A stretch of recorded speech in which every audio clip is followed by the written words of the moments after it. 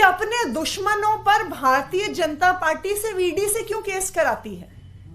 सिर्फ prevention of money laundering act में क्यों केस करवाती है। देश में इतने कानून है, प्रिवेंशन ऑफ करप्शन एक्ट है, पूरा आपका सीआरपीसी है, क्रिमिनल प्रोसीजर कोड, लेकिन भारतीय जनता पार्टी के दुश्मनों के खिलाफ या भारतीय जनता पार्टी के जो विपक्षी नेता हैं उनके खिलाफ से prevention of money laundering act में क्यों केस होता है। इसलिए होता है क्योंकि इस देश में सिर्फ एक कानून है, prevention of money laundering act, जिस कानून में बेल मिलना लगभग असंभव है। लेकिन आज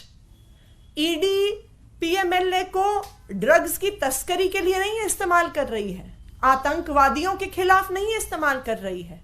सिर्फ और सिर्फ अपने विपक्षी नेताओं के खिलाफ इस्तेमाल कर रही है कि एक बारी केस हो जाए तो उनको बेल नहीं मिलेगी और फिर भारतीय जनता पार्टी के प्रवक्ता टीवी पे आके कह सकते हैं कि देखा, इनको तो कोर्ट से भी बेल नहीं मिल रही है, इनको किसी को भी prevention of money laundering act में बेल मिलना लगभग असंभव है। तो आज भारतीय जनता पार्टी,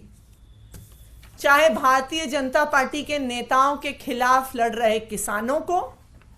चाहे भारतीय जनता पार्टी के खिलाफ लड़ रहे विपक्ष के नेताओं को, चाहे मुख्यमंत्रियों को, ईडी के द्वारा समन्स भिजवा रही है क्योंकि वो अपने विरोधियों को चुप करवाना चाहती है, उनका मुंह बंद करवाना चाहती है। लेकिन आज जब दो बुजुर्ग किसानों को 2 भैंसों की मौत के लिए अगर ईडी बुला लेती है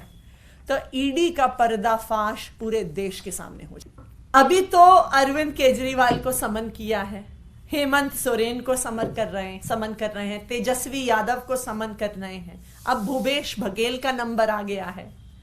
जिस स्पीड पर भारतीय जनता पार्टी चल रही है, जब तक लोकसभा का चुनाव आएगा वो विपक्ष के सारे नेताओं को जेल में डाल देगी,